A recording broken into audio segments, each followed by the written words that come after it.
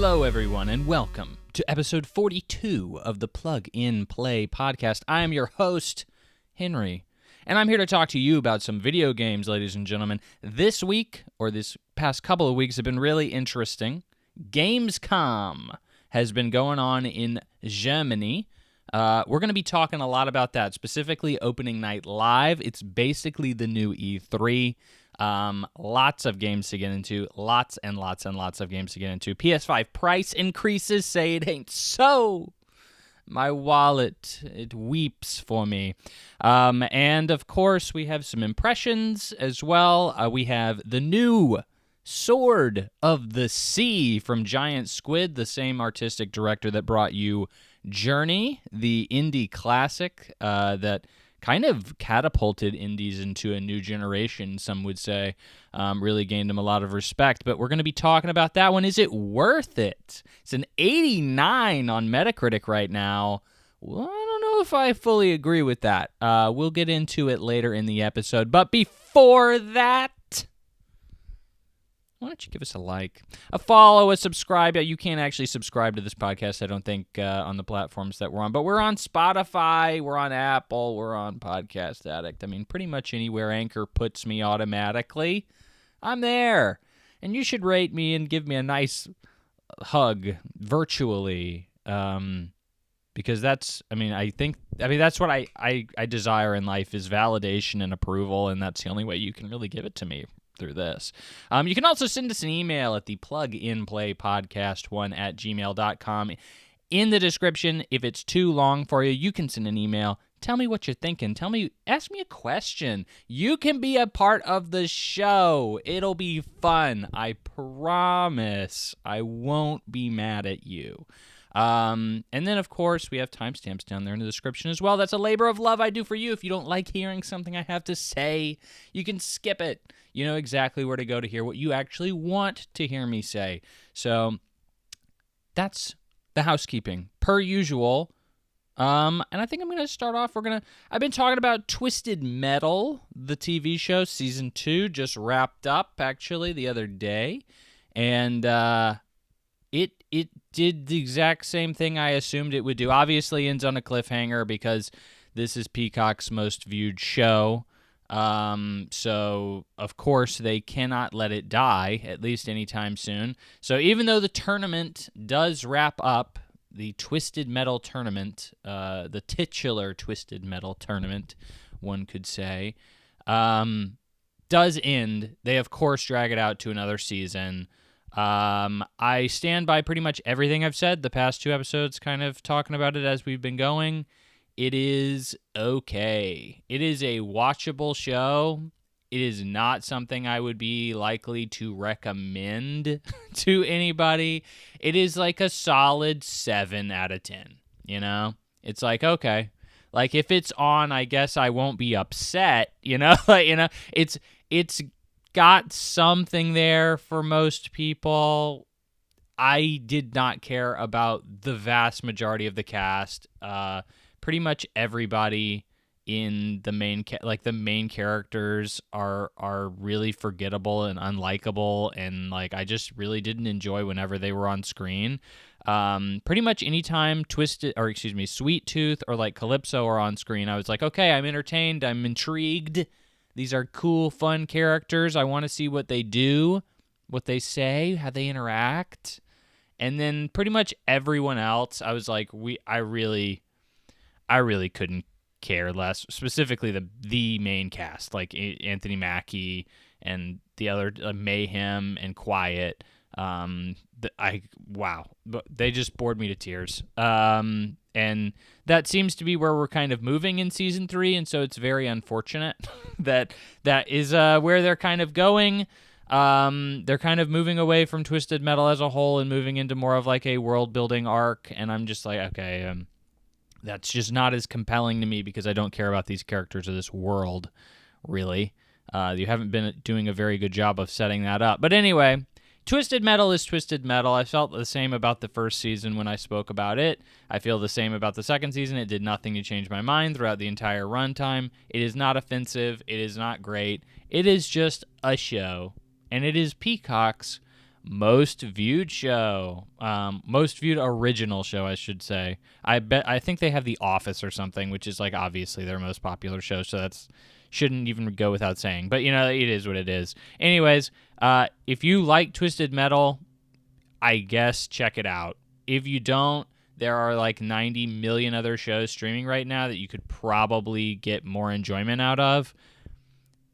I had an okay time watching it, and that's really the best I can say. So that's, it is what it is. So that was a little lackluster of an opener, but I'm here to tell the truth. I am a tell-all truthsman on this podcast. Only an honest opinion, an honest review from yours truly, which is why we're going to go through every single game on Gamescom Opening Night Live by Jeff Keighley, or hosted by Jeff Keighley. This is an exhaustive list, so I guess if you don't know, I should probably start with that. Gamescom is, honestly, and this is something I was pretty surprised by, really has, and based on the coverage I've seen from this past couple of weeks, it really has become the new E3. So I've actually been to E3 before. I've probably said that a few times on this podcast for loyal listeners, because I like to just hold that over everyone's head. I was able to go to E3. Isn't that cool? But it is essentially where you would go and you could play games before they came out. That was kind of like the de facto place where all the major publishers would show off their big games to big people. At the time, it was for not as big people, obviously, because I was there. But like it used to be, kind of like Walmart would show up and be like, "What's your new big game, Sony and Nintendo?" And they'd be like, "Mario, you should put that on your store shelves. You should allot more space for our games because they're going to be good. Here's a demo so you can try them and so we can prove how fun they are and how cool they are." And that was the point of E3. Like the press conferences and everything were basically just trying to sell store space from retailers, or buy, secure, probably the best way of saying that. Secure shelf space from retailers. Gamescom, I really don't know what the point of it is, because if E3 wasn't necessary, I don't know what Gamescom is about, that these publishers feel they need to show off all their games here. But it really did seem like there are a lot of playable demos from a lot of big name studios that were available for anybody to come in and try out. And I don't know, that just seems like something that the industry clearly wanted to move away from, because E3 died, and like most publishers have kind of moved to a more direct to consumer or to advertiser approach. You don't really need to sell your game anymore to Walmart because most sales are digital, and you can just send a digital code to anybody really at no cost. I've literally received codes from people before, so it's like, yeah, they'll send them to freaking anybody because it's no skin off their back, and if I can sell 2 people on it, then they made their money back and more. So it's worth it, like for the most part, it's pretty easy for people to market this stuff as long as they just get it to the right people. So you don't really need to have these stations to sell or demo these things anymore, at least from my opinion. That just kind of seems like, why would we kill off E3 if that was the entire reason it died, it seemed. But anyway, Gamescom, everybody was playing all these demos from all these really cool games, and they were giving impressions of them. And obviously it's not like, Nintendo was there, but they weren't showing off like, these are our games that haven't come out yet and you should really be looking forward to it. They were like, here's Donkey Kong. And it's like, okay, well, I've played that, so that's cool.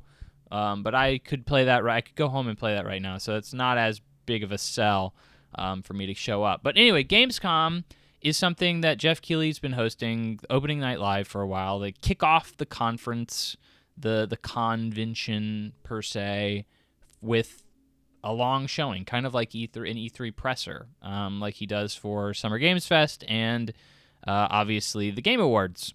And this showing, I guess I'll just go ahead and kind of give a overview here, but it is really mediocre. I can't say that I was like was like, oh dang, this was a waste of my time.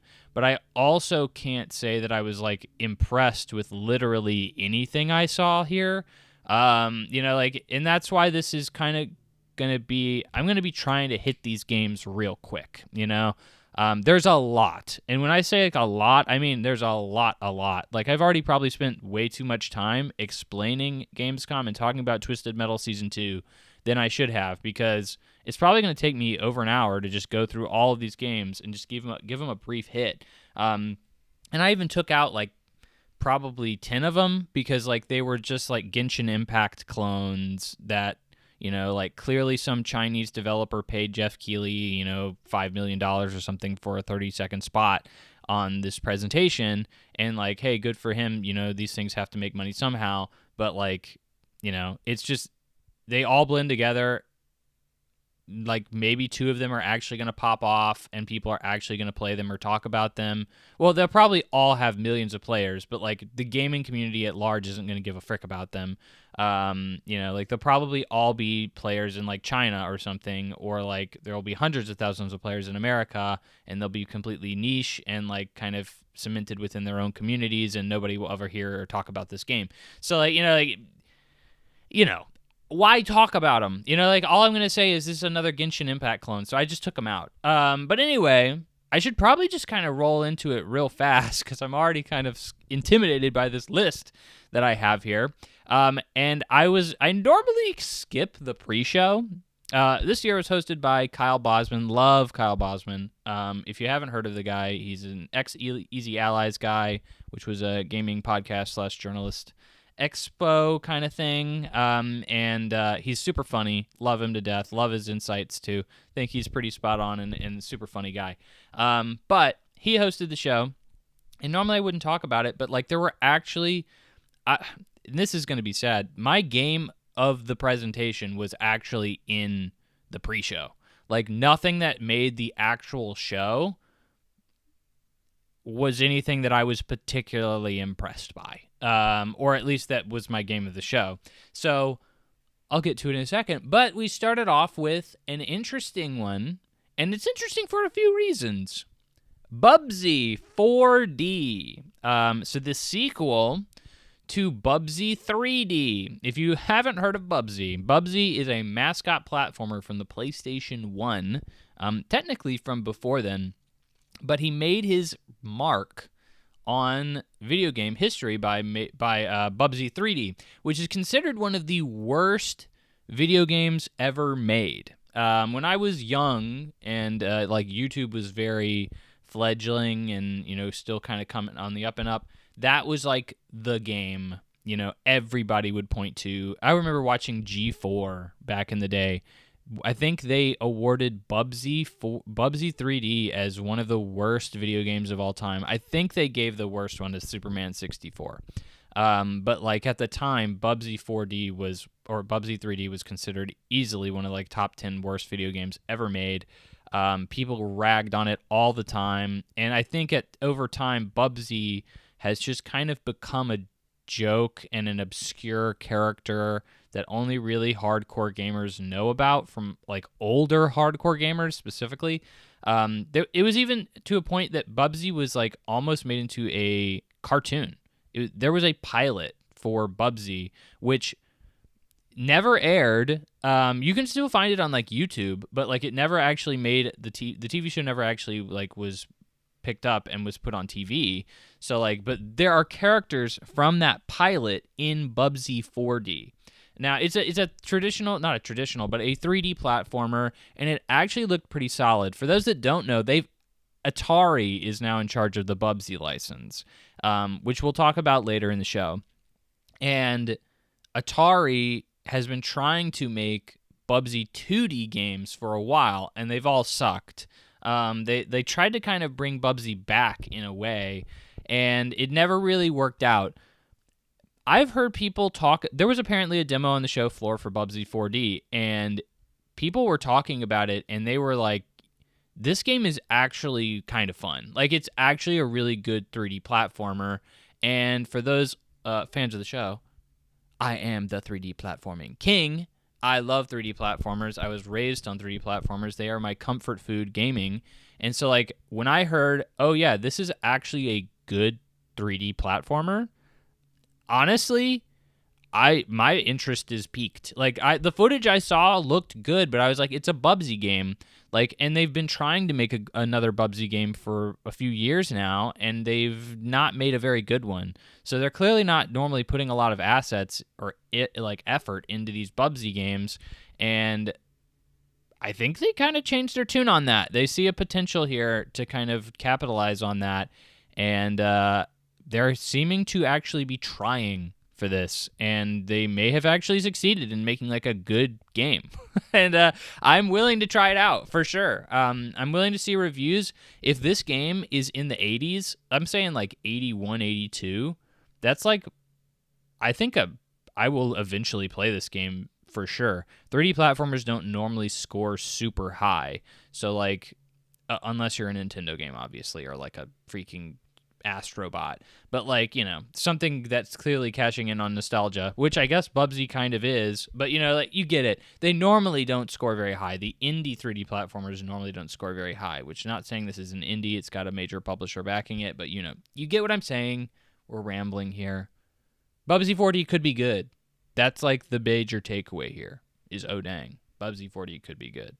Moving on, I spent way too much time talking about freaking Bubsy. Battlestar Galactica, Shattered Hopes. It's an RTS game. I've never watched Battlestar Galactica, and I don't play RTSs, so moving on. Next is Outlaws Remaster. This one is an interesting one, specifically for the history. If it looked old, it's because it is. It is a old Doom clone made by LucasArts, which, if you don't know LucasArts, they're the guys who made, like, Monkey Island and like a handful of other games from that adventure genre way back in the day. Point and click games normally, but Outlaws is a boomer shooter. It's very funny. I've never heard of this game, by the way. Even though it's from a big developer, nobody seemed to really care about this game because I've never heard of it. But it's very funny because obviously LucasArts was purchased alongside Star Wars when Disney bought out everything to do with George Lucas. So, you know, Disney owns LucasArts and all of their IPs. They own Outlaws.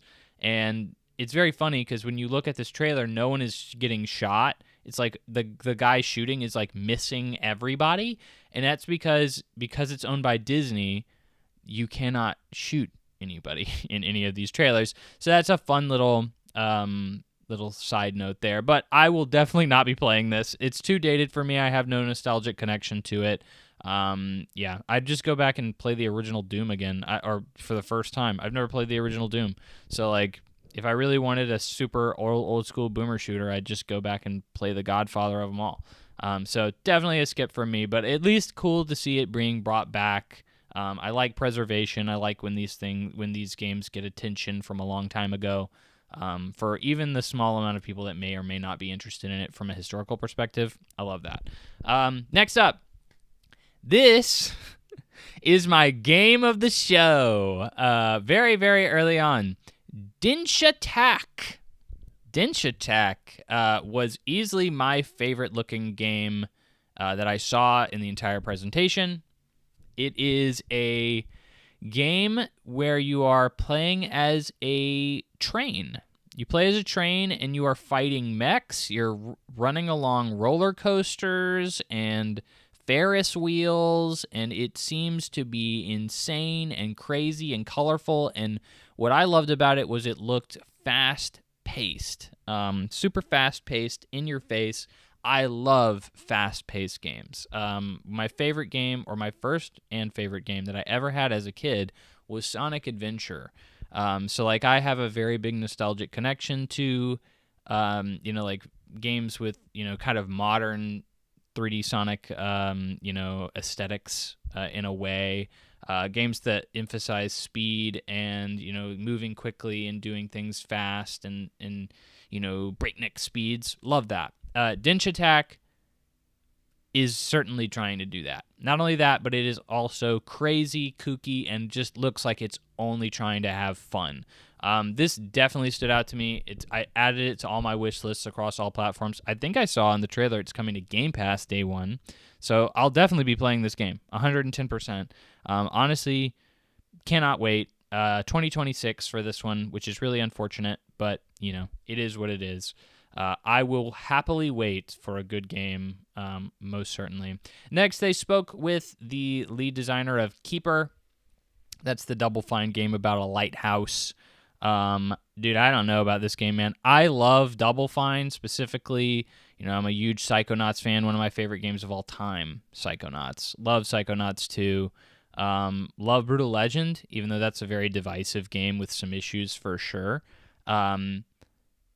This is from not Tim Schafer, okay? This is not a Tim Schafer game. This is from the guy who brought us Headlander and Rad, which if you haven't heard of those games, maybe you have heard of them, but you probably know that they're maybe okay. Like, they're not normally the Double Fine, like, money makers. Like, they are the B team of Double Fine, and I can't say that I've ever really cared about any of those games or really enjoyed most of them for what they're worth.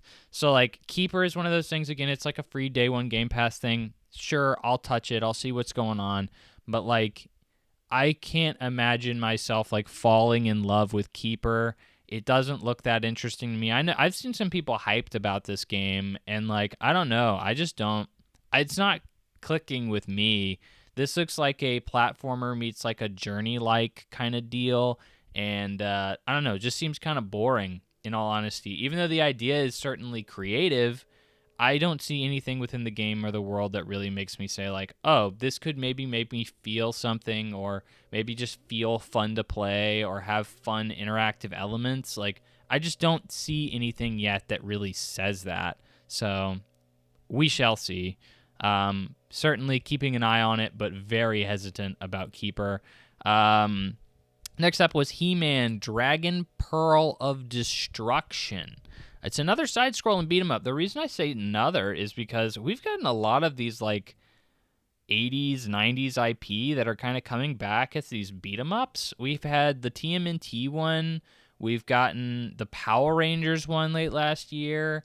Clearly a He-Man one now, and then there's a Marvel one, and they've also announced the Scott Pilgrim one. That's not a 90s property or an 80s property, but there's a lot of side-scrolling beat-em-ups coming out, and they're doing pretty well. Like, people are really kind of taking to them, it seems.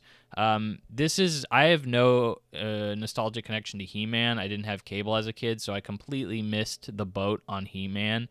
But, like, I definitely know of He-Man, but this is not a game that interests me. You really have to have... beat-em-ups are one of the most simplistic games you can possibly make, but you really have to have a lot going on in the background of beat-em-ups to make them interesting. And since I'm not interested in the He-Man, the IP of He-Man at all, there's not going to be enough in the background to interest me here. So, moving on. Next up, Absolem gets a release date for this October. Absolem is a really cool-looking, another side-scrolling beat-em-up game. Actually looks like a really well-made one, though. Obviously, an original IP. You don't know that name from any 80s or 90s cartoon, but it looks to be really cool. Like, I actually have my eye on Absolem, and I think it'll probably do pretty well. In terms of reviews, at least, it has potential to be really good. Next up, Long Gone. This is a zombie adventure game. Very pixel art-y. I am certainly not interested in it. I'm not a big adventure, like traditional point-and-click adventure game guy, but this is apparently a zombie game where the entire game, apparently, from what I've read, takes place in one house. That's the entire game. And I think that's a really cool idea and could lead to some really, a lot of the times creativity explodes when you're put under restrictions. And that seems like a really interesting restriction that could lead to an interesting game. I won't be playing it unless it's like a 95 on Metacritic or something massive, but it is what it is. Hopefully, if you're looking forward to it, if you're an adventure game fan, you'll get something there. Next up was Valor Mortis. This is one a lot of people were talking about from the Ghost Runner devs. It is a first-person Souls-like game. Really, I was already like not interested after I heard Ghost Runner devs. I think I would like Ghost Runner if it wasn't if it was more of a power fantasy and less of like a one like a white knuckle like super high difficulty platform action game. Ghost Runner was a game that like I was like, oh, this game looks awesome, and then I realized that like they wanted you to be perfect in everything, and I was like, oh, I'm not a perfectionist. I'm a vibes based mother effer. I don't go with perfection in these games. So like, like if you make one mistake, if you press the button at the wrong time, like you're instantly going to die and you're going to have to start a section completely over. I freaking hated that. I didn't beat Ghost Runner 1. I got a lot further in Ghost Runner 2. I actually think that game's a little bit more lenient, a lot more fun. But like Valor Mortis, I heard Ghost Runner devs. I was like, okay, well, I already kind of know I don't really love the games that they've made in the past. And then they're like, oh, and it's a Souls-like. I'm like, okay, cool. I don't need another Souls-like in my life. And I'm already not like a huge Souls-like fan in the first place. So not for me. But I see a lot of people eyeing this one because obviously Souls-like is a massive genre like right now. People love it. And Ghost Runner devs, so a proven dev that people already like some of their previous games. Perfect. I get it. I get the hype. Just something I'm not really going to probably be too heavily invested in. Next up was PVKK. That is a abbreviation for a really long name that I'm not even going to bother trying to pronounce. You are more than welcome to Google it and have a laugh. It's clearly like a comical name, but it is like a missile commander kind of game. You're like the in charge of like a missile command station, and it seems like you're having to go through the drudgery of setting up things, making sure things work, launching missiles and killing people, but it's a very bureaucratic position, so kind of a little bit of a sense of humor there. And then there seems to be like an espionage angle that comes in at some point, so an interesting story in there as well. Could be good. I'll keep an eye on it, but I think there's so many games on this list. You got to do more than just make me be like, maybe. I have to say more than just maybe in order to be bought in on these, because there's just too much. There's just too much. I have to choose now. But next up, Routine. It was a outer space horror game. I don't play that many horror games. I play them occasionally, but I don't seek them out, certainly. Like, you really have to be doing something crazy. Most horror games nowadays are just freaking YouTuber bait, streamer bait, jump scare, spooky, and they sell millions of copies because of the advertising they get off of those streamers, which, hey, good, great for them. But, like, they're normally not, like, super compelling or interesting games to me. This could be cool, looks interesting. I really don't know enough about it yet, though, so it's hard to say anything about it other than it is a game that looked kind of spooky. So, moving on. Next up was Swords of Legends, which was another Chinese Souls-like, and moving on. Next up was Road Kings. This just looked like Euro Truck Simulator with storms. Euro Truck Simulator is like a surprisingly super successful game. You look anywhere on its sales charts, it sold millions and millions and millions and millions of copies. No idea why. It's like farming simulator. It's like, okay, like there's an audience here. Clearly, like, people want to just do labor. They want to do manual labor, like, for fun. And it's like, cool. But Road Kings, I am certainly not going to be touching, but, there's an audience for sure out there for Road Kings. Next up, Sonic Racing's Crossworlds promotion, specifically a crossover with Pac-Man. This is a fun little collaboration. So Pac-Man will be a playable character, and there will be a Pac-Man track in Sonic Racing's Crossworlds. And then Sonic will also he'll have like some like cameo levels in Pac-Man World Repack 2. I kind of like this, and this is not the only time we're going to see this throughout Gamescom here, the presentation, but like two IP that like kind of swap. They do a tit for tat. It really shows a lot more collaboration and a lot less like, well, Sega just paid us a lot for the Pac-Man license, and so yeah, we said he could be in the game. It's like, okay, like we're kind of actually working with each other here, and like everybody gets something cool. It's not just the Sonic fans that get something cool; it's the Pac-Man fans too, and they both kind of. I just don't see the problem in doing kind of a swap like that. Other than maybe you make less money because you're not paying outright. Like you're both getting something, so you don't make as much money. But I think it's cool to do that. But it is it's nice to see some unity in the world, if not in video games, then where else can we see unity? But anyway, then we actually got into the real show. That's right, I haven't even started talking about anything that was in the actual show yet. So that was just the pre-show. So we get into the actual show now, and we start off with a Silksong preview. Now, obviously, you at home know that Silksong is now announced, and it's coming out like next week, this week, actually, by the time of recording, or by the time of publication of this podcast. Again, I'm recording way in advance, have a busy week, but it's pretty much set in stone, when this game's coming out. And really caused a huge kerfuffle. A lot of indie games had to freak out. It's coming out September 4th, I believe, and a lot of indie games freaked out and were like, "Oh frick, we got to get all out of the way. Like our game isn't going to survive the onslaught of Silksong." So a lot of indies had to kind of figure that out very quickly. But it wasn't shadow dropped, so at least they had time to move it. But anyways, Jeff Keighley did not have that luxury. He was not given the opportunity to announce the release date of Silksong. For some reason, they said, yeah, you can tease it. You can say there's going to be a demo for it at the show, but we want to announce it on our own terms.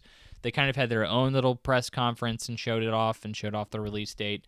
In this, it was just kind of a weird, like Jeff Keighley clearly was like, probably went to them begging and pleading, like, for the love of God, let me show something about Silksong. Just let me show that it's alive. Please, please, please, please, please, please. And they said, sure. Just freaking show a little bit of gameplay. We're going to crop it and make it look bad, and like we'll do the actual heavy lifting on our own. And he was like, okay, cool. So we had a weird little kind of like, yeah, Silksong's alive as the opener, which I really don't even consider as an opener because, of course, no one cares anymore because the game is actually like fully announced. Next up, the actual opener, at least to me, was Call of Duty Black Ops 7, which is a campaign trailer, and I have no idea what's going on because I haven't played Black Ops like, what, 2 through freaking 6? I think I have actually. I played 1 last year for the first time, and I thought it was a pretty solid first-person shooter campaign. Enjoyed it. It's a Call of Duty campaign, and it's probably one of the better ones I played.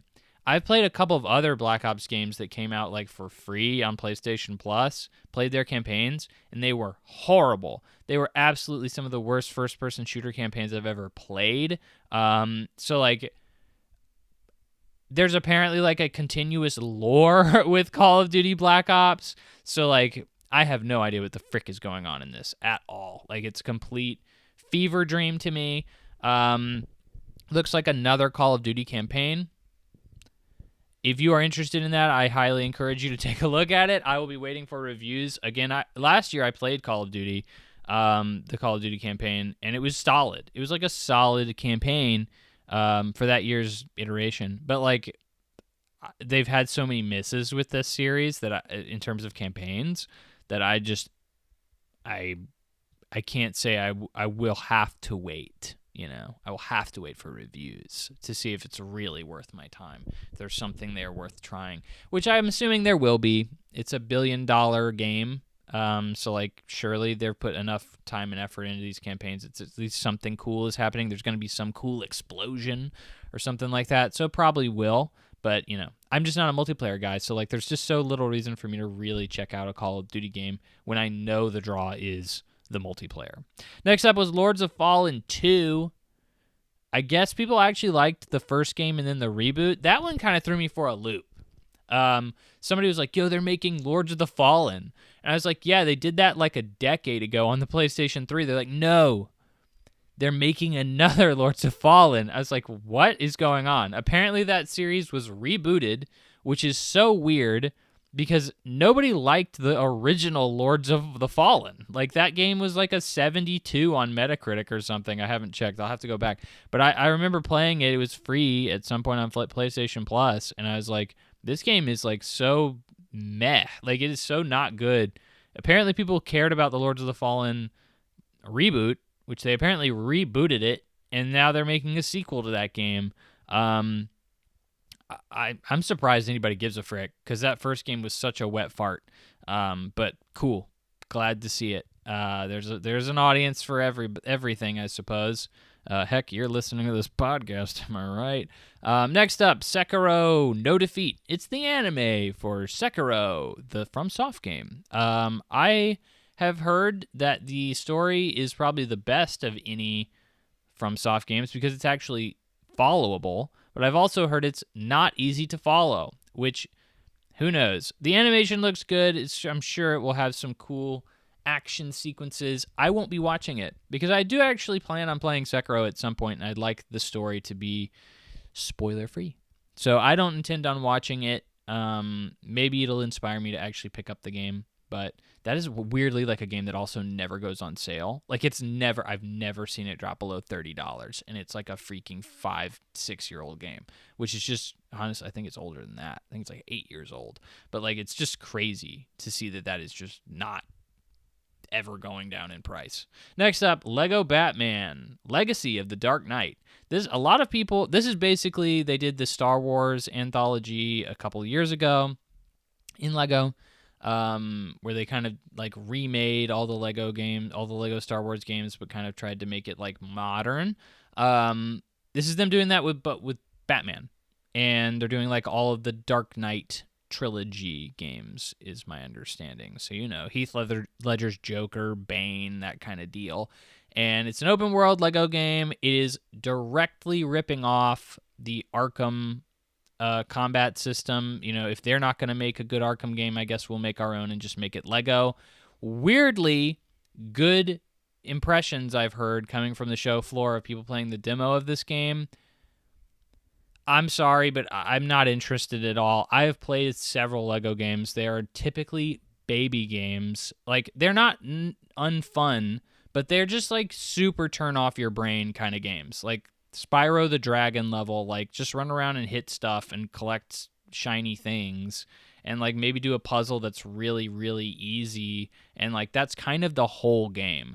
And like there's charm to it and stuff, but again, like I don't hate the Lego games, but like it's just so weird for me to see people being like, oh no, this Lego Batman game actually it's pretty sick. I'm like, you're just that starved for like a for like a Batman Arkham game that like you're just willing to take anything that kind of is like even attempting to do that. And again, it just looks like a ripoff to me, to be quite honest. Like they're just like, yeah, well, we didn't want to make another Lego game, I guess, so we'll try to make it more like a Batman game. I don't know. I don't intend on picking this up at release. Certainly, maybe if it's super discounted and gets good reviews, or like it's a PlayStation Plus free game or something like that, I'll give it a try. But like I can't see myself being too hyped for this, and it's so weird to see there being really strong impressions of it. So maybe I'm wrong, but like I don't get it. Next up was Warhammer 4: Dawn of War. I don't know anything about Warhammer. I played Space Marine 1. I have Space Marine 2 sitting on the shelf, and waiting to play that with a co-op partner. And this is an RTS game, so pass by. Next up, collab between Monster Hunter Worlds and Final Fantasy XIV Online. This is something that was cool for should have been cool for like a minute. Like, same thing with like the Pac-Man Sonic crossover, but they talked about it for like 15. So like obviously you're gonna get a Final Fantasy XIV monster in Monster Hunter Wilds, Chocobo, duh. Flip-flop it for Final Fantasy XIV. Cool. Everybody's happy. They talked about this freaking ever. I'm sure Monster Hunter fans are stoked. You get into the monster to fight. I don't know what a Final Fantasy 14 online person is thinking. I'm sure they're happy too. Wherever they are, grinding away, I hope you're happy. But yeah, talked about this for way too freaking long. Super happy to hear. Again, we have unity, peace in the gaming space. Everybody's working together. Glad to see it. Super awesome. Everybody loves the Avengers. Maybe one day we can have the Avengers of gaming. I guess that's like Smash Brothers, but still. But yeah, I don't care enough about this to talk about it for literally 15 minutes. Moving on. Onimusha, Way of the Sword, another showing of Onimusha. I'm pretty psyched for this game. Onimusha is a series I've always kind of lamented I've missed over the years, been kind of intimidated to go back to it, assuming it's pretty archaic, but maybe not. They re-released them not that long ago, so maybe I'll give them a shot if they ever drop in price significantly or become like free on a platform or something. But it looks kind of cool. I'm interested in this game for sure. I don't know enough about the series, or like still not really too certain what's going on in this game as like a whole in like gameplay and stuff. So very interested to see more of it, but we didn't get that much more. So, and that's honestly the story for 90% of these trailers is like, we didn't get that much more. Like, oh yeah, okay, cool. But we didn't get that much more. We'll definitely get into that in a little bit. But continuing on. Daemon X Machina, Titanic Scion. Do people care about Daemon X Machina? That was like a Switch 1 game that like it got ported to PC and I think PlayStation 2. And it's like, it's a mech game. And it's like, I didn't know anybody cared about it. That game didn't review that well, so kind of crazy. Next up, Void Breaker. It is a roguelike boomer shooter. Looked interesting. I would rather probably just play Doom. I'm not a huge roguelike guy because roguelikes take too much of my life. So probably will pass on this one. Fallout Season 2 had a long time where they brought out celebrities and stuff, and they just said, hey, here's a trailer for Season 2. Season 1, obviously a great show. Really enjoyed it. Really looking forward to Season 2. That's really about it. Like, it's more of Season 1, clearly. Very much interested. It'll be a big hit. It will continue to be a big hit. I don't see them dropping the ball on this, so, like, cool. There's just not much to say about it other than, like, yeah, if you like the first season, you're totally going to like this. And if you haven't watched the first season, you should give it a shot because it's a pretty good show. Indiana Jones and the Great Circle. Its DLC is out this week at the time of publishing. It is out. So you should go play that if you like that. I will be, because I actually really liked the original game, and the DLC is free for Game Pass holders, which is how I played the original anyway. So, or the base game anyway. So, like, I'll definitely be checking it out. Next up, more Deadpool VR. We know about this game already. It looks good if you have a VR game and like Deadpool. That is obviously the target audience, and yeah, I mean, I'll be playing it, I think. I would like to, at least. But, like, again, if you haven't been sold on this game yet, this isn't going to change your mind. Next up was Toxic Commando. Looked to be a 4-player like co-op shooter narrative around the Toxic Avenger series or universe. This is something that seems to they're really pushing recently is the Toxic Avenger. Like, they're remaking Toxic Avenger. If you don't know, Toxic Avenger is like a really old school, like, so bad it's good movie, very cult classic. And they're really putting a lot of emphasis into it. And I don't know. It looks fine. I'm not going to play it. It is, very much like a AA game. And, like, I can't see a world where I end up touching this unless it's, like, free and I play it for 15 minutes, get a couple of trophies, and pop out. Like, that's it. Next up is a much more interesting game for an unfortunate reason, which is Death by Scrolling. This is a game by Ron Gilbert, who is a legendary name in the gaming sphere.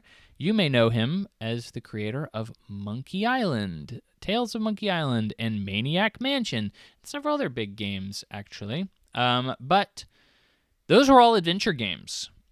This is a, like, roguelike where you're kind of collecting weapons and gold as you run away from death, which is at the bottom of the screen, and it continues to scroll up, so you have to keep moving.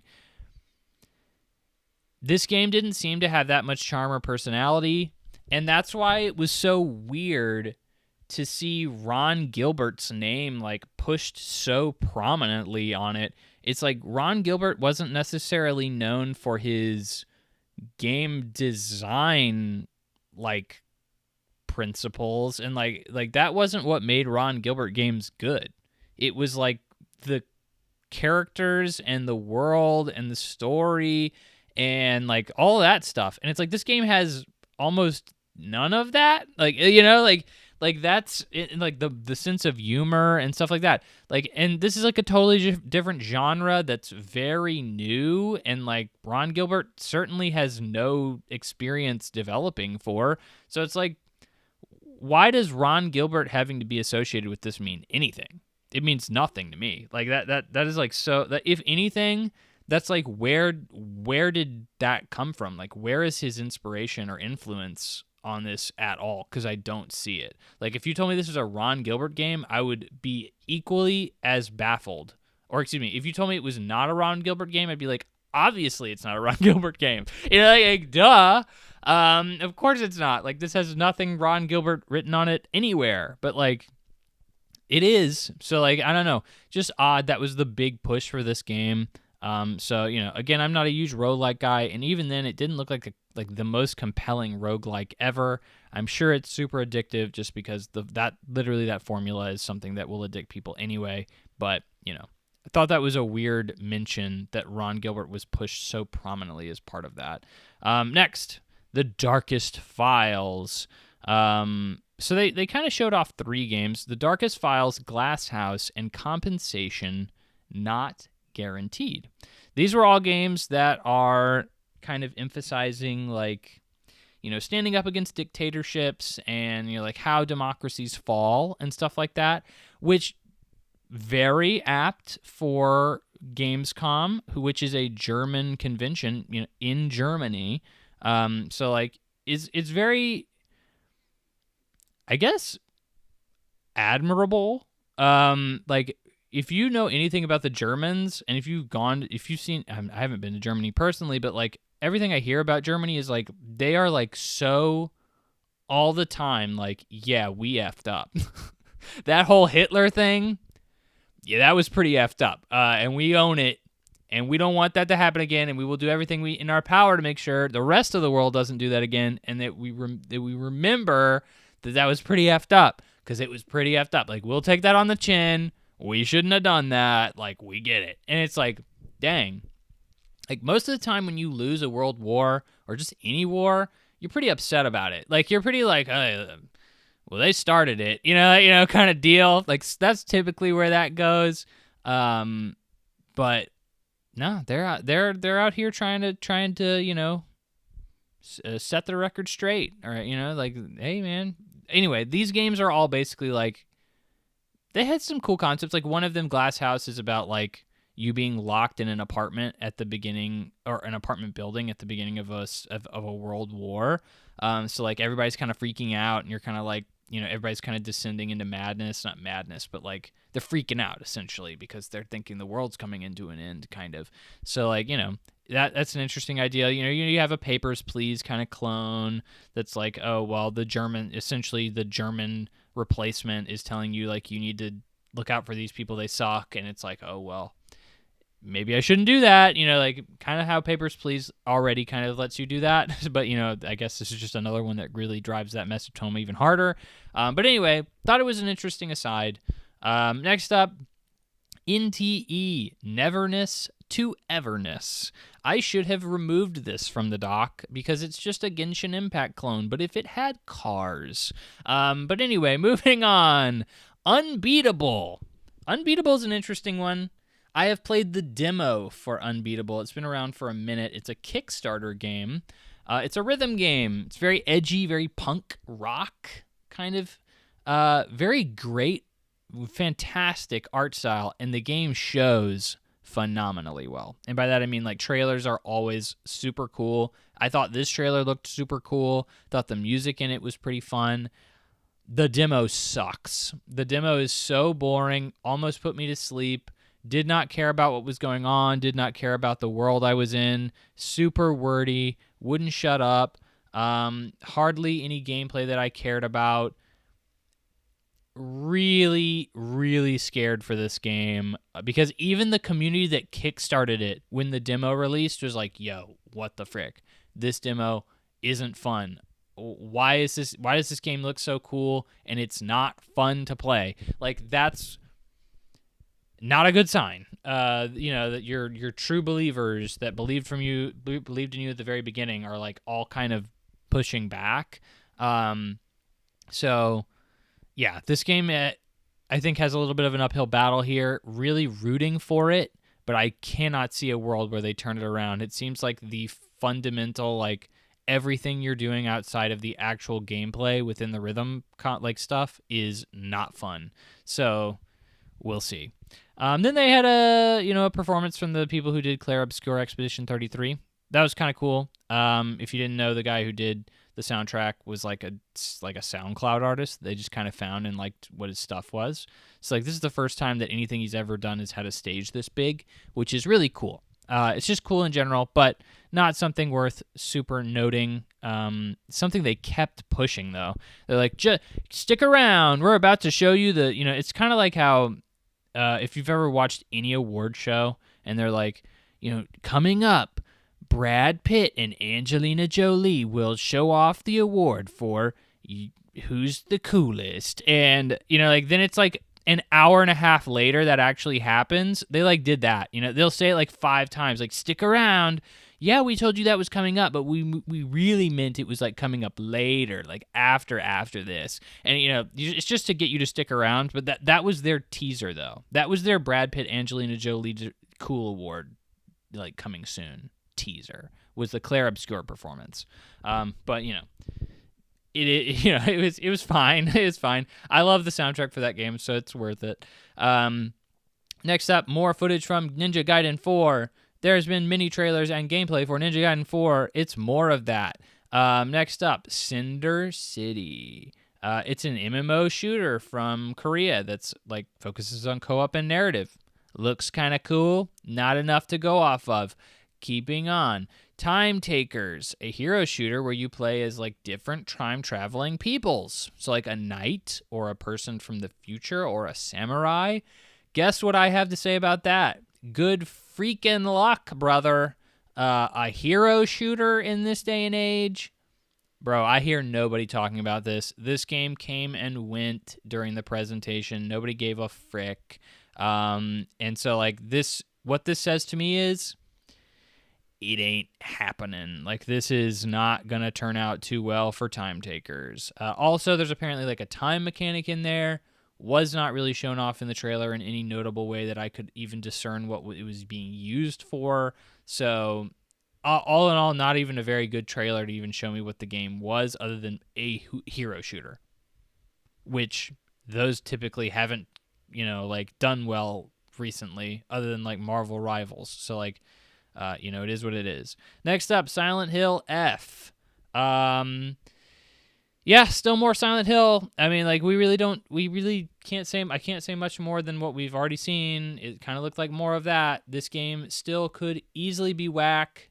I think, people are really hyped for this game right now, and it's like, I easily can see this game not doing well. This is an unproven developer. Silent Hill games in general don't normally do that well. I know we're all coming off of like, oh, Silent Hill 2 Remake was so good, one of the best games of last year. Bro, I mean, like, Silent Hill 2 was great. Really enjoyed it. I enjoyed it primarily for the story, and that was only like at the tail end of that game, but like that it really all came together and had like a nice bow. But like most Silent Hill games aren't considered to be like these amazing freaking games.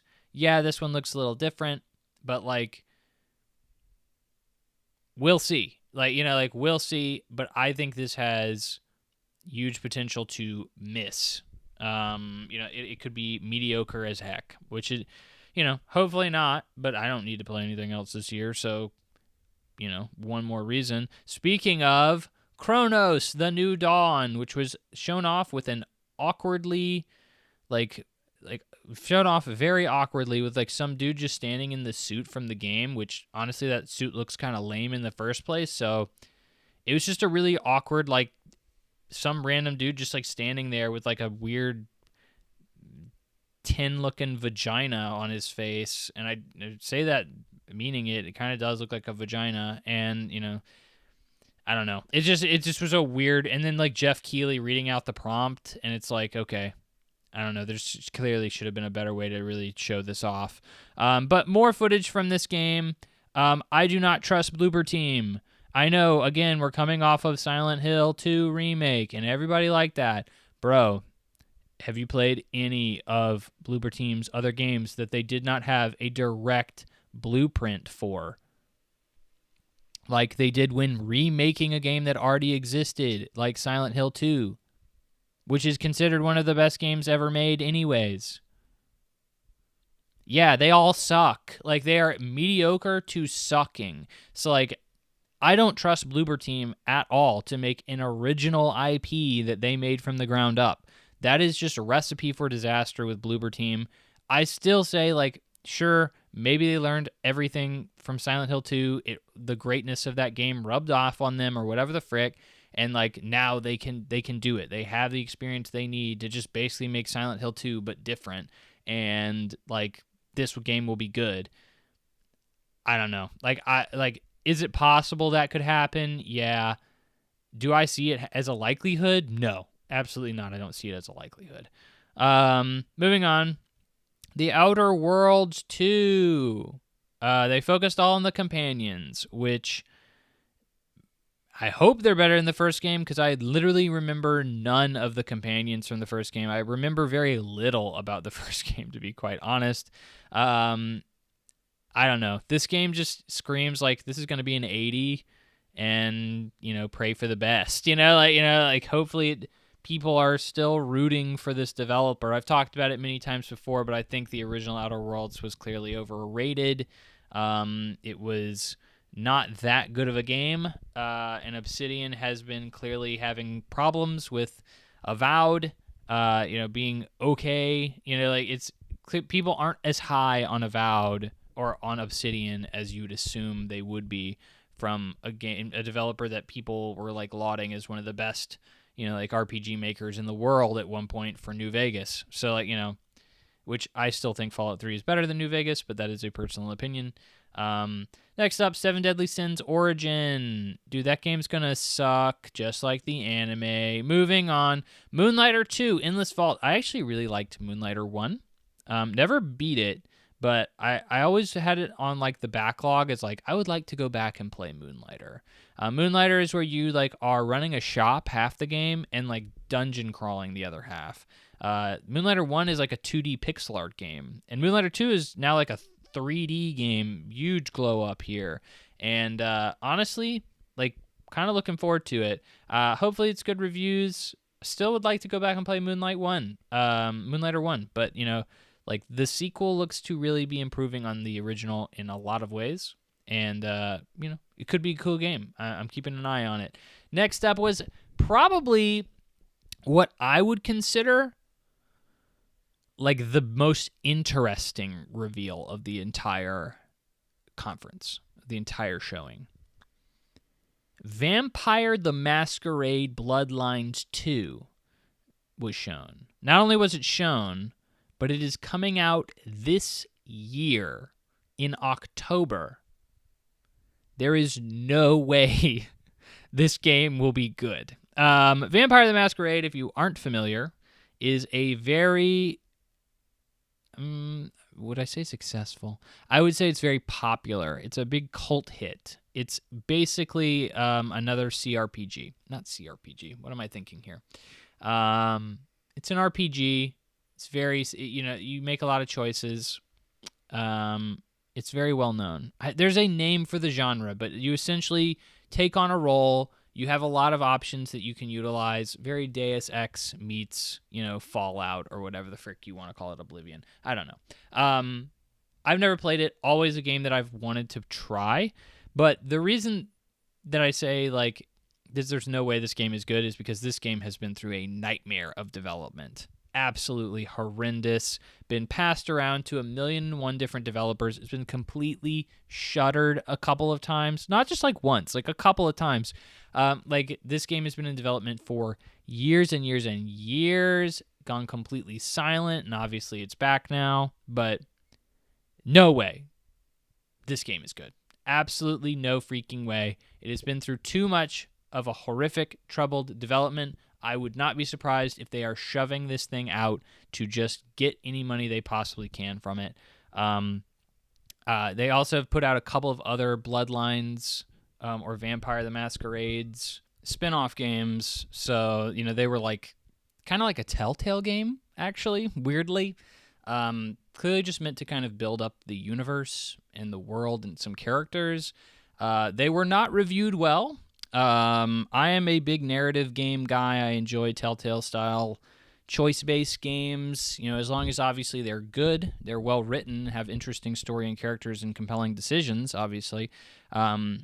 This game apparently did not. I tried it out briefly on like a free service, and it was PlayStation Plus specifically, and was not compelled to stick around. Kind of got bored pretty quick, and that's kind of weird considering it was like a game about vampire, like, conspiracies and upper crust, like elites within the vampire community. That just, you think you kind of have a slam dunk there with that one. Not so. But, so I just think this is clearly the IP is in trouble and this game is in trouble. I would still love to go back and play the original at some point, see what all the hubbub was about, but ain't no way this is going to be good. I would be on like a death watch for this one. Cannot imagine it being very good, or at least, maybe wait for them to patch the frick out of it and make it better. I don't know, but I don't have faith in it at all. Next is Age of Empires 4 Anniversary Edition. The big thing here was it's coming to PS5, which, if you didn't know, this is a Microsoft-owned IP at the moment, and that's just another thing coming to PlayStation 5. Sorry if you own an Xbox, there is no reason for you to do so other than Game Pass, and you don't need an Xbox to do that. So, sorry. Another one bites the dust for multiplat for the Xbox. Kingdom Come Deliverance 2 is getting another expansion, Legacy of the Forge. I actually didn't know it had expansions already, or DLC, whatever you want to call it.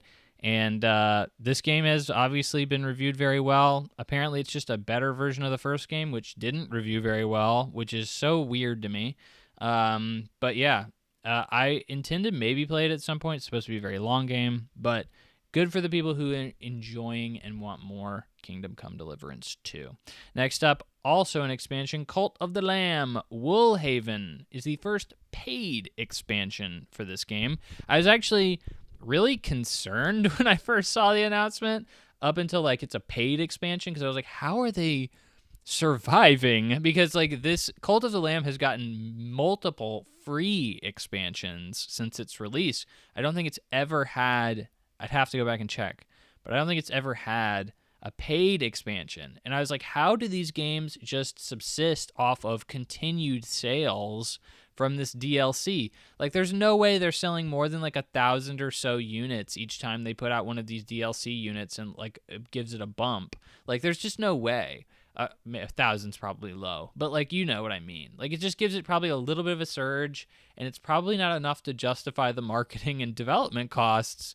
So that's just so odd. And then it's like, oh well, no, it's a paid expansion. It's like, okay, Cult of the Lamb obviously was a pretty big deal when it came out initially. I still intend to check it out. It's on PlayStation Plus Extra, so maybe I'll get around to it when I retire or something like that, when I have the time. But it's good to see more Cult of the Lamb. I'm just surprised. It's like, why not just make a sequel at this point? You put out so much DLC for this game. You think you could just put all those features into a sequel and like make way more money. I feel like more people would be interested in buying a sequel than an expansion. And I know you have that built-in audience of the original, but like, you just assume. But I don't know.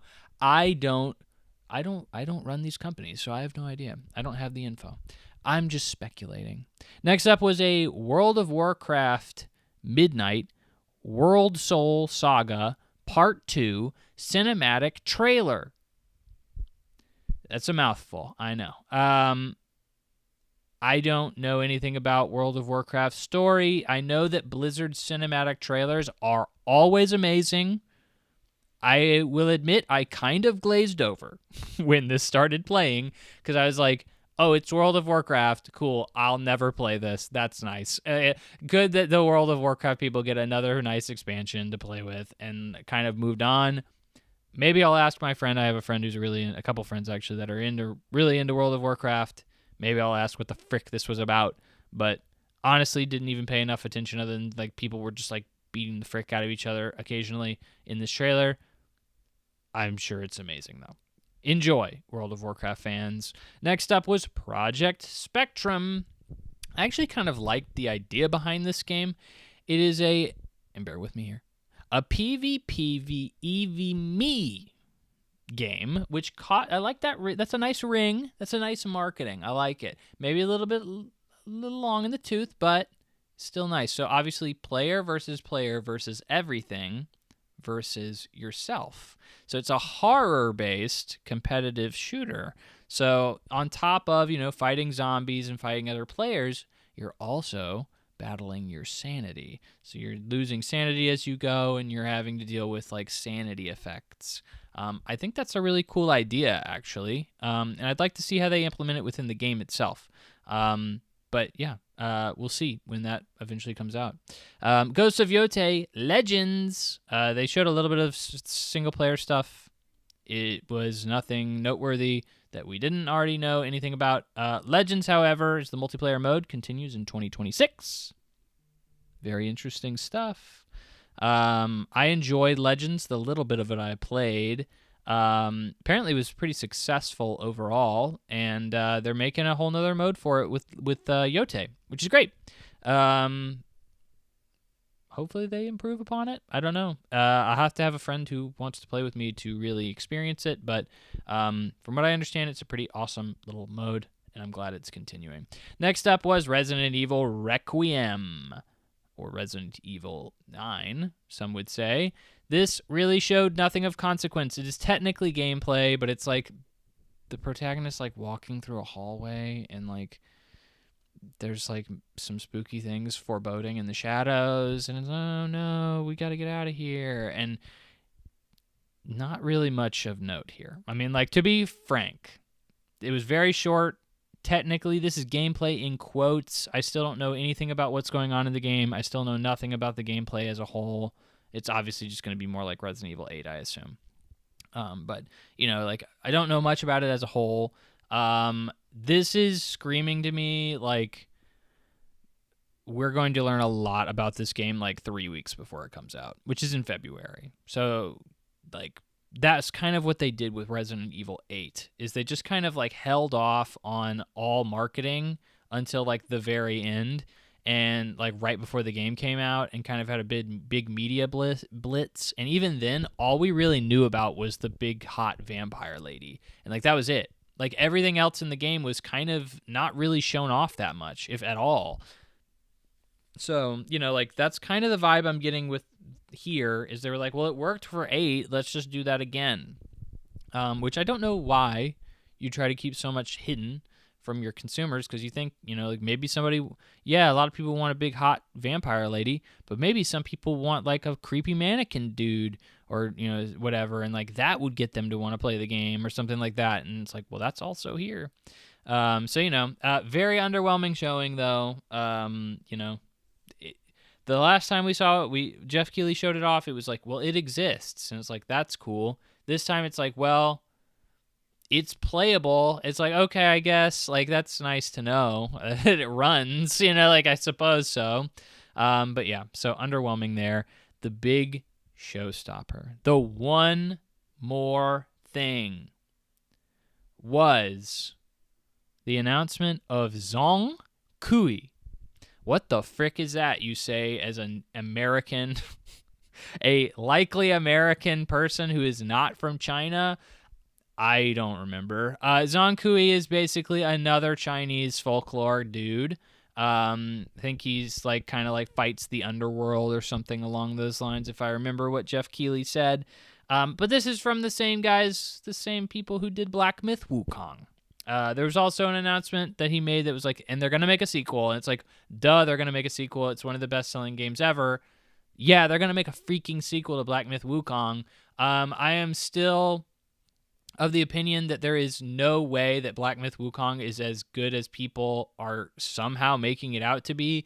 That game is an 82 on Metacritic, which means it's fine. Like, that's what that means normally, is if you're an 82 on Metacritic, you're fine. Like, some people are going to like it, and some people aren't going to care about it, and that's what that normally means. And, like, it was one of the best-selling games ever, and I know that's a large part for, like, the Chinese audience, but apparently it sold really well in America, too. Up for Game of the Year awards all over the place, won a lot of them too. No idea. Everything I've seen about this game is it's another action game. It's just got an interesting setting, and that just doesn't seem like something that's worthy of Game of the Year, or best-selling game ever. And certainly reviewers didn't think that. So, like, I don't know. It's so weird to me to see like this being like, this is the new biggest thing in the gaming industry, is like the Black Myth Wukong devs. And it's like, I don't know.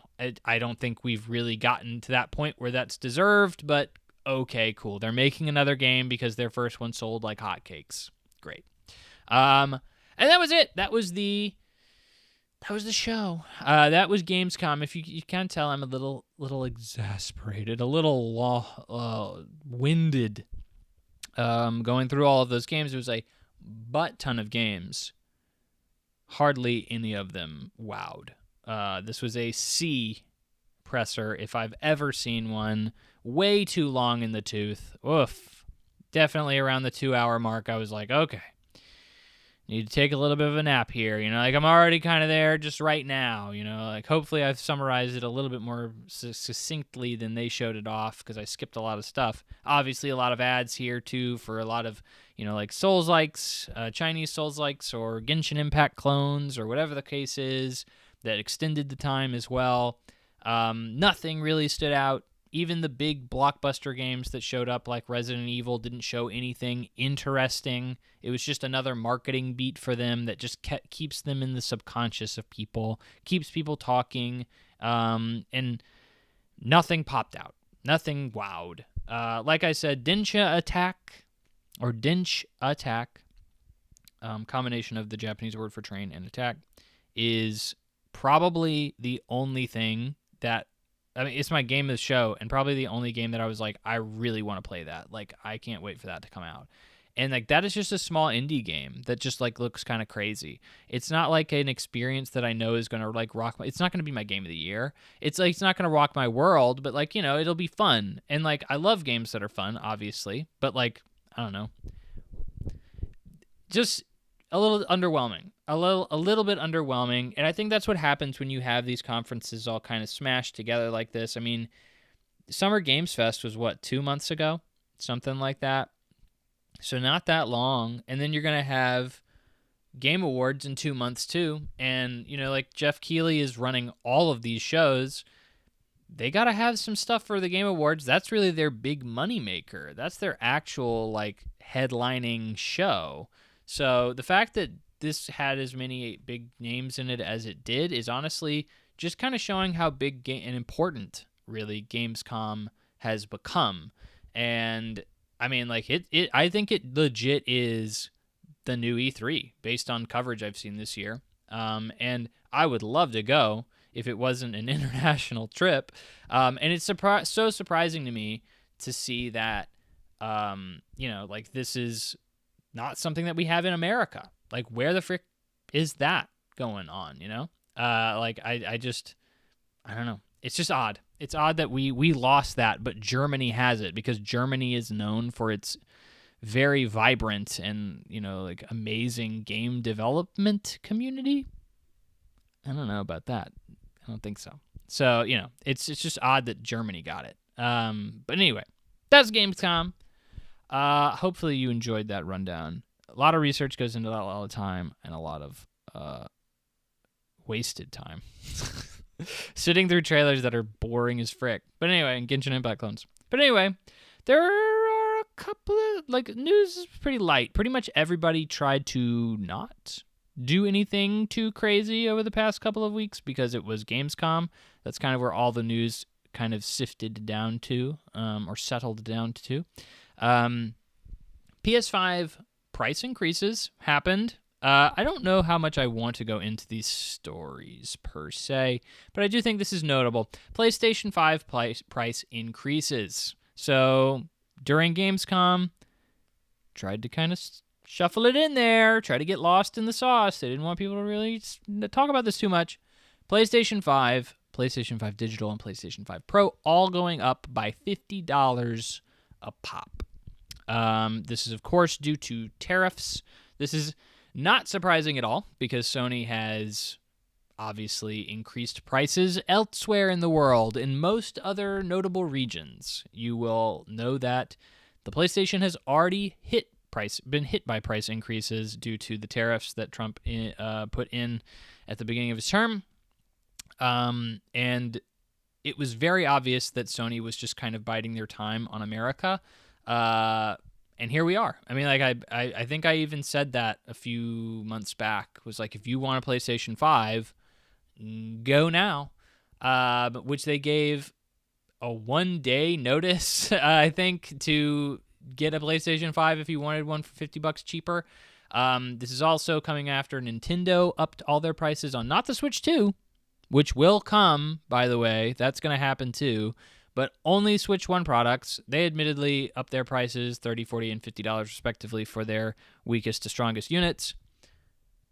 Of course, you know, like, it is what it is. Who really cares? But, you know, just get a Switch 2. But, you know, it's still unfortunate, obviously. But yeah, I mean, this is the cheapest time to get a PlayStation 5 was at launch. That's the first time that's ever happened. Ever. Even technology that's unheard of. Video games that's unheard of.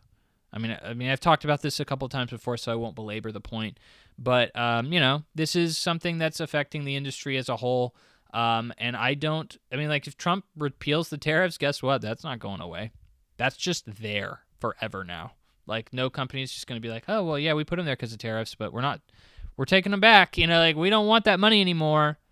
Who cares? Like, they're not going to do it. They're absolutely not going to do it. You know, it'll be interesting to see how this continues moving forward. But, you know, obviously Xbox also did this a long time ago. And Xbox is now like the most expensive console, even post tariffs. Still the most expensive, which is just, again, also crazy. But yeah. Not much to say here because I've talked about it kind of more extensively when Nintendo did the same. But it is what it is. We got more money. You want to take more money from me, Sony? I want you to take it all. Next up, this one I found to be a little bit more interesting. Not a rehash of a different story. It is Atari snapping up some old Ubisoft IP because they don't want them. Ubisoft trying to get rid of everything that's weighing it down in any way, shape, or form. It is very odd because, like, kind of the golden rule in a lot of companies is never sell IP. Like, any IP can be valuable. You should hold on to it for as long as you possibly can. Don't get rid of IP because you never know when, like, it could be valuable again. And that's not what Ubisoft is doing. Ubisoft is kind of freaking out. It's very interesting to see Atari do this, but we'll go through the IP that they bought. Cold Fear, that is like the only one I don't freaking remember at all. It's from 2005. All of the rest of these are a lot more recent. So from 2005, Cold Fear, do not remember. Child of Eden, a lot of people remember Child of Eden. I Am Alive was a game that didn't review very well, but it had a cult following for sure. It's like a post-apocalyptic survival climber almost kind of game. I remember seeing it shown off for the first time at E3 a long time ago, and it was like you could point a gun at somebody if you didn't have any ammo, and then you could like pretend to shoot, like in the Last of Us trailer, and like they could back down, you know, like super hardcore, heavy survival kind of stuff. Very interesting. Could still do something really interesting with that one, but they never did. It didn't review very well, and I don't think it sold very well either. Next up are the two most interesting to me, which are Grow Home and Grow Up. Two very small indie games that I think popped, which is so weird to me. That's why it's so odd that Ubisoft is selling them, is because they both seem to do pretty well. I enjoyed both of them. They're basically platformers. Grow Up, definitely a lot more fun, a lot more, effort was put into that one, a lot more budget, but that's because Grow Home was like originally like a game jam game at Ubisoft or something like that. It's like a team of like 2 or 3 people who just kind of made it because they wanted to, and they eventually published it as a full game. Definitely recommend Grow Up for sure. It's a fun little game, little on in emphasis, and they pulled them up and they were like, yeah, we'll buy these from you, and they're gonna re-release it under their publishing arm. And they're going to maybe add some new content to it, maybe make some sequels in the future. Who knows what the future holds for these games. Atari's been focusing. I don't know if you've been hearing about these Atari guys. Obviously, Atari, is like one of the original game developers, like the OGs. They kind of fell off, started doing some weird stuff. They like have a hotel chain now. They're still working on that, which is interesting. They like really kind of lost their way for a long time, but like they've come back in a really interesting way. They've really kind of started focusing on like single A titles. Like you have your triple A, you have your double A, and Atari has really been focusing on like single A's with like their old IP and putting really interesting spins on them and giving them to really interesting developers. Like I'm looking at their website now. They have Missile Command. They made another Missile Command game, which is like an interesting twist on it. I encourage you to look it up. Breakout Beyond. They made another Breakout game. Yars Rising, which apparently is actually an IP that people played from Atari a long time ago. But that was like, it's way forward. Way Forward made a Yars Rising game, which, again, I know you don't know what the frick Yars Rising is, but, I certainly don't, but it's a very old Atari IP that they gave to Way Forward, who's, like, a very, very good developer when it comes to, like, Metroidvanias and stuff like that. They made another Lunar Lander game. You remember Lunar Lander? And then they're also, of course, publishing games. Like I mentioned earlier, they're doing Bubsy 4D, the Bubsy collections and stuff like that. The Mortal Kombat Legacy Collection, they're publishing that. The System Shock 2 remake, they're publishing that. Like, they honestly have some interesting bets here, some interesting things that they're doing, but it's I don't know if it's working. I don't know if how many of them are actually selling very well. Like, who bought the Yars Rising reboot from Way Forward?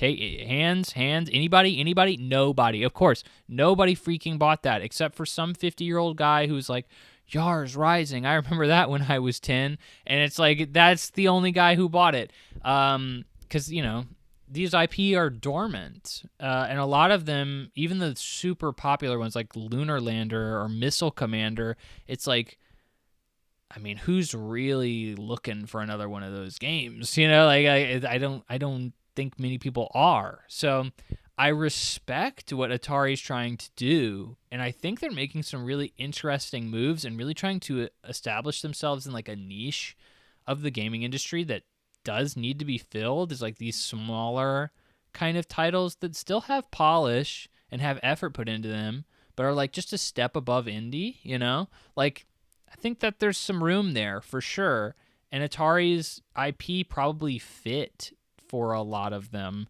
But it's just interesting to see, one, Ubisoft selling off IP, which nobody ever does, some of the IP that they sold off, and then, of course, Atari trying to kind of strategize in a specific way, being a part of the industry again, or a significant part of the industry again, or maybe not significant is the right word, but around. They're trying to be around again. But I thought that was interesting. News other than Gamescom, obviously, that was the big thing, has been pretty light. And I'm okay with that, because we're already an hour and a half into the show, and Gamescom has me winded. But we still have some impressions, ladies and gentlemen. Don't you know? Past few weeks have really been demo and like beta filled. A lot of companies putting out demos and betas for games. I kind of learned that when I went to E3 a few years back. It's like most games that are being shown at these conferences and these presentations and stuff that have like journalistic presentation or demos for people to try, they typically just show them anyway, or they give them out anyway, because like, well, we already made the thing. And when you make a demo, it's not like you just like copy and paste like a chapter of the game or like a fight or something. Like you have to really actually like make a demo. Like it's actually kind of a project in and of itself. So you have to put a lot of resources into making a demo. So, they just kind of are like, well, we've already made it. It's probably just an okay idea to just show it to everybody anyway, give people an idea. So like, obviously you got the Battlefield 6 beta, Lumines, Arise I played. I'd like to play the Lost Soul Aside demo came out at the time of recording. Obviously the Sonic Crossworlds connection test or network test is happening the weekend of recording. And then I also played Trails of the Sky, first chapter demo. Played that one for like 3 hours. It is a honker of a demo. It's like maybe a 5 to 8 hour demo, depending on how fast you're trying to run through it. I don't have too much to say on it other than like it's the Final Fantasy VII remake of like for like the B tier, maybe even C tier of that. Trails is obviously a super popular JRPG. Everybody loves it. But or at least that's into it. They love it. They get really into the lore. It's super deep. All these games, you got to get into it and really immerse yourself. And people get a lot out of that. Trails of the Sky was the first Trails game, and like what people consider to be the best place to kind of get into it. And it was like a 2D pixel art game back in the day, and now they've remade it into like a totally like full open world 3D like modern JRPG. I have to say, like, I wasn't too blown away. I was actually really looking forward to it because I was like, oh dude, I can't wait. Like these Trails, like the Trails of series is like super well known. I've never really been able to get into it. Like, oh, this could be my time. Like maybe I could finally start seeing what Trails is all about. And obviously, it's the first chapter demo, so they split the first game up into 2 chapters, kind of like how Final Fantasy VII did. Like, they're doing 3 games. This one's doing 2. And then, like, they've completely redone the combat. They've added, like, a real-time element to it. But, like, where Final Fantasy VII's demo, Final Fantasy VII Remake, they kind of encourage you more so to use real-time combat, and then, like, turn-based was just kind of an option if you really, really wanted to. It's almost like the complete inverse of that for this. It's like, yeah, there's technically like a live action, or there's like a real-time combat system technically, but we really think it's more beneficial for you to just use the turn-based system. Like there are some super moves that you can't even use if you're using real-time combat. And I was like, why would I ever do real-time combat? Because I'm not doing anywhere near as much damage. And the answer is like, well, you get guaranteed hits. Or like, and by that I mean you as a player are going to be hit by the enemy if you're playing in turn-based, and you can dodge infinitely in real time. But like, I was fighting enemies in real time, and it was so boring. It was like taking me like 5 times longer to go through a freaking real-time combat than a turn-based combat, because like they were trying so hard to push me to use the freaking turn-based combat. And I was like, why don't even advertise it as real-time combat, because it's stupid for you to ever use the real-time combat. And I think even when you go into real-time or turn-based combat, it's really, I couldn't really even easily figure out how to get out of it and go back into real-time combat. So like, wasn't really into the combat. Like it went really early on. It was like, oh, like there's some really good animation here. Like this is really impressive. And then it went into like okay, no, like, this is a bunch of horrible side quests. There's way too many enemies in the world. They're stopping me every 5 seconds. Like, I'm just going to run past all these enemies. In the demo, I started feeling like that. And then, like, the voice acting is horrible. I am always a component of, like, yo, the dubs aren't that bad. People love to give dubs crap and be like, yo, anime dubs are the worst thing ever. I hate anime dubs.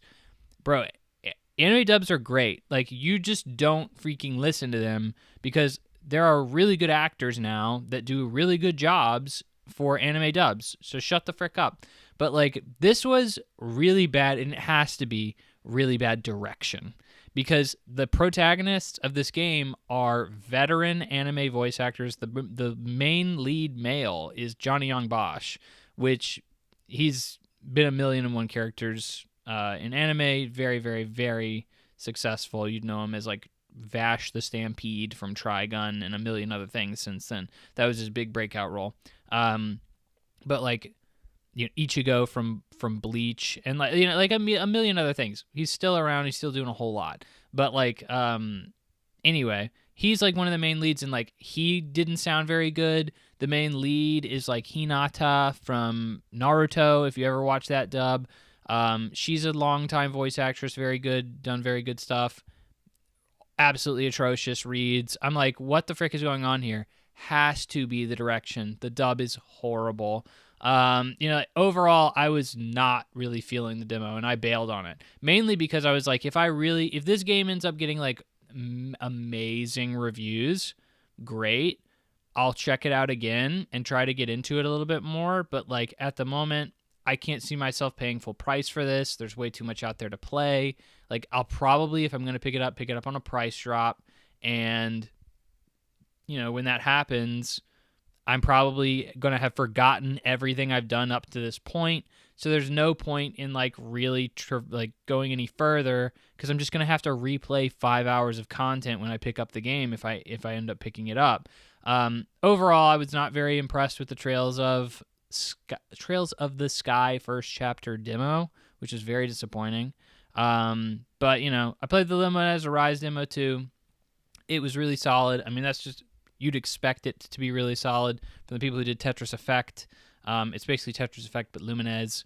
I don't have much else to say about it. I'm horrible at puzzle games, so I was just happy that I was able to beat the demo at all. Like, that's how low on the totem pole my expectations are for my skill at puzzle games.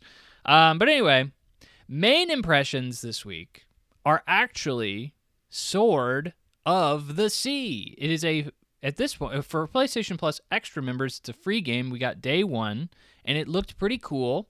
It is from Giant Squid, who you may know as the director or the studio that brought you Abzu, and The Pathless, which are basically Journey clones. And there's a reason for that. It's because it's from the director, or specifically the art director, of Journey, which, if you haven't heard of Journey, it was a big indie title, kind of catapulted like an indie revolution of sorts, made people really kind of look at indie games as like valued and cool things that could really have an impact on the gaming sphere as a whole. Sword of the Sea is also kind of like that. It is kind of another Abzu or The Pathless. It is just better than both of those. I never played The Pathless, but Abzu to me was just like an art museum almost. Like, you just kind of were floating through the sea looking at fish, which I wasn't too enthralled by. There wasn't really any gimmick or hook or movement that was fun that like Journey had. Journey had really cool movement. I love running around on sand dunes, and they had obviously the mechanic of like meeting and co-oping with people in the environment that you couldn't, or in the world that you couldn't really communicate with in a significant or easy way. So you kind of were making these bonds with random people, and it was just kind of, I don't know. It's an experience that I would highly recommend. It's a very interesting game for sure. Art, you could say. Some would say art. Very subjective, though, incredibly, because your experience is obviously going to vary based on the people you meet and so on and so forth. But this is a very short game. 3 hours. Took me just over 3 hours, about 3 hours and 13 minutes. And that was me taking it real slow. I did everything optionally. I did all the side content, which there's not much of, but I really tried to fully explore the world, collect everything, do everything that I could on my first run. And just over 3 hours. So very short game for $30. You play as Wraith, and you travel across different terrains. And you're trying to like purify the world, bring back the water and the fishies to everything. And you're also trying to like beat an evil dragon. The story is not important. It is artsy. It is kind of, there is like story, and there's even like lore tablets that you can find throughout the world, which is cool. But like, it's certainly not like at the forefront, and it's not very interesting, I would say. It's there. Like Journey doesn't really have a story. Abzu doesn't really have a story, like at all. Abzu doesn't really even have a goal. Like at least in Journey, you're trying to get to like the summit of a mountain, but like, you know, like this actually has like a story and a world and lore. So like there is that here, you know, like it exists, you know, because the others are basically just kind of art museum, or at least Abzu felt really more like an art museum to me, where Sword of the Sea has a followable story, characters, like there's more than a singular character in this game, a boss fight, like the game ends on an actual boss fight, alternate mechanics, and like actual new mechanics and progression as you like go forward in the game. So like that's stuff that I think is clearly lacking in these other games and makes this a much more compelling package for sure. You know, even though it's slight, even though all those things are slight and all of those things are shallow, you know, even mechanics and progression, you know, like it's at least there. And, you know, like this game in terms of gameplay emphasizes movement heavily. Like this is like, it's trying to be kind of a skateboarding game. There's like a trick combo system. Some people are comparing it to skateboarding games. Some people are comparing it to like Sonic the Hedgehog. It tries to emphasize like speed and movement and smooth movement. And I think all of those comparisons are a stretch, like a massive stretch. Like it is, the trick system is so shallow. Like the movement is not that interesting. It's fun for a bit, but like the 3 hours I was with it, they had to introduce new mechanics pretty readily to make it really actually like continue to be compelling, because there's just no depth to it at all. The trick system has no use at any point, really. You have like an invisible high score meter that goes up throughout the entire game, and you can essentially just try to beat your own high score at the end of every run that you do with this game. You know, the progression, you have like a currency that you can like kind of pick up as you go along and like explore to find more of, but like all you're really ever doing is unlocking more tricks, and those tricks don't do much else other than just give you more invisible points that do nothing. So like there's really not like a great reason to do all this stuff. Again, I still did it because it was something to do, but like I never found a great reason to do it. But I will say that like movement does feel really good. Like it does feel really good. And they do introduce new things, and it's fun to get around. And, you know, just because there's no progression, like they do keep it fresh, you know. They give you a boost. They give you platforming challenges, you know, dangers you have to avoid. It keeps things interesting, keeps things moving. The big problem here is, look, I'm the platforming king, right? Check out my muscles. I'm the platforming king. You gotta give some element of mastery to your movement, or else it's boring as frick. And when your game is nothing but movement, that's all your gameplay really is. This is a problem. Like, this is a massive problem, right? So, like, there is no element of mastery. Like, you will pretty much just, like, point the analog stick in a direction and you'll go there, and that's kind of really all there is to the movement. You know, like, it's flat, it's easy. I wouldn't even call it a platformer, to be quite honest. Like, even though that's all you're doing is moving around an environment and jumping around, there's really no mastery here, and therefore it feels so shallow and like I don't know. It feels satisfying to move around, but it doesn't feel fun. That's probably the best way of saying it. It feels satisfying, but it doesn't feel fun. DualShock interaction, I will say, is a major highlight for this game. Great sounds that come out of the controller when you're going over different surfaces. Great vibrations that kind of interact with that. Like if you're going over ice, you kind of get that hiss, kind of sound. And when you're going over like crackly earth, you kind of get that rocky, crumbling sound. It adds a nice touch. I really enjoy that. I feel like more games need to do it, and they do it really well here. But that's all this game really has to offer. It's really pretty. There's a lot of really interesting vignettes and skyboxes, and like the world itself is colorful and fun and vibrant and varied. Okay, it's a pretty game. It's from the guy who did Abzu Journey, the art director. So like this clearly has a good art mind behind it, but there is no emotional impact like you may have had from Journey. There's no some cool mechanical movement that people are somehow making it seem like there is. I mean, this game is just really pretty and has well done movement, but like if that's all you really want, then this game's great, I should say. And I'm not saying I hate this game. I feel like I'm coming off as negative, okay? The reason I say this is because this game is an 89 on Metacritic.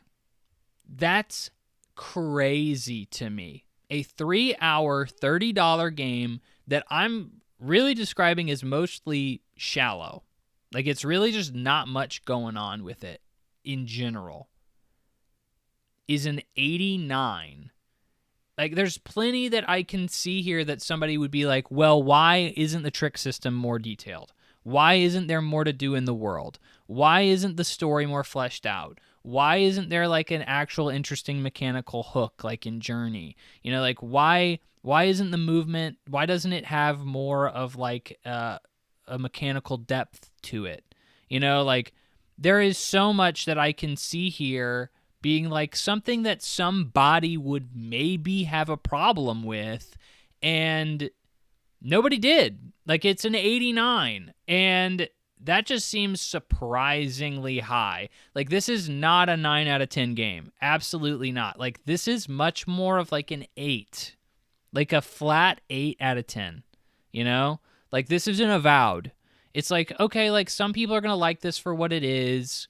It's good, not great. Like it's, it could have been better here or there. Like I see what they were going for, and like some people are going to enjoy that, but like overall, like there really should have been more to this. That's what this is. And it's so weird to me to see basically the 9 out of 10 overall Metascore, which is insane. I mean, like that's like 2 points away from being Donkey Kong Bonanza. Like that, what? Like that's so insane to me. Like it's so weird to me that this game got such a bump, clearly because it's pretty. Like I feel like it is a pretty game that people just were happy to be done with. It's over in 3 hours. I feel like even from a value proposition, it's hard for me to recommend this game because you can get so many other games for more time, more that are more interesting, a better return on your investment overall. Like most people I think are going to play this game in for 3 hours after they put $30 into it and be like, I don't know about that, Chief. Like that's a lot of money for 3 hours. And I got it for free day one. I'm a PlayStation Plus Extra member, so I got it for free day one. So I'm happy. I'm happy. I don't hate this game at all. If I paid $30 for it, I think I'd feel a little gypped. I'd be like, this should have been a $20 game. Day one should have been a $20 game. $30 is a little high. So I'm a little interested in how these reviews got this high. I went through and looked at them all. No one was really saying anything from the brief blurbs that I was reading on Metacritic. Like the quotes that they had given were like, yeah, it's like Sonic the Hedgehog. And I'm like, what the frick are you talking about? Like, what the frick? No, it's absolutely not like Sonic the Hedgehog. Like, that's weird that you think that. Like, just because, like, you move kind of fast sometimes, like, doesn't mean it's Sonic the Hedgehog. Like, Need for Speed is not Sonic the Hedgehog just because I'm going kind of fast sometimes. Like, that's, I don't know. Like, this one just boggled me. It boggled me. Again, I don't think the game's bad. I think it's fine. If you like Journey, I'd say give it a whirl. If you like Abzu, I think you're going to think this game is the bee's knees. I think you're going to think this game is amazing if you like Abzu. But that's because I think Abzu is like a 7.5 out of 10. And this is an 8 out of 10. So, like, maybe a 7 out of 10, for Abzu. Abzu's literally just like look at Pretty Things, the game. But, I'm maybe a little hard on Abzu, but it is what I think. Sword of the Sea. I recommend it, especially if you have PlayStation Plus Extra. You can get it for free right now. But, like, I'm just kind of baffled by these scores. Sometimes, every once in a while, you will see it. Most of the time, since I've been doing this podcast, I really have been trying to compare, like, my impressions to what scores for games typically are. And I see that normally critics kind of hit it where I kind of think it should be. It's normally like an objective take on the game is pretty close to where it ends up coming out for me in terms of my opinion, based on what reviewers have it at. There's every so often one of those games that like this, like, what the frick happened here? Like, why is there such a huge consensus around this game that this game's a 9 out of 10 when it's definitely not? Like, it's like, I feel like standards for games are just higher. Like, this is just not what I would expect to manage out to, or to average out to a 9 out of 10. But anyway, that's Sword of the Sea. Probably a little bit more downer than you were expecting. But, again, I'm here to give honest, brutally honest, journalistic integrity to the world of video games. So, don't be scared away from Sword of the Sea. If you don't think so. If you think you like it, good for you. I enjoyed it myself. It was a nice evening. It was a nice chill evening of playing Sword of the Sea. But, like I said, just the reviews irked me. I feel like I needed to get that out there. But anyway, that will wrap up this Gamescom focused episode. Thank you for sticking around, ladies and gentlemen. I really do appreciate it. I say it every episode, and I truly do mean it. I appreciate you listening. Appreciate you being a friend. And I hope that I've made it interesting. I hope that I've made video games not as boring, or at least the business and like the analytics behind it a little bit less boring. Or at least I'm not boring. I'm probably being boring right now. So I'll wrap it up. Okay, enough of the sob story. Finished. I will let you go. But I hope that you play some good video games and have a good day out there. Love ya. Bye-bye.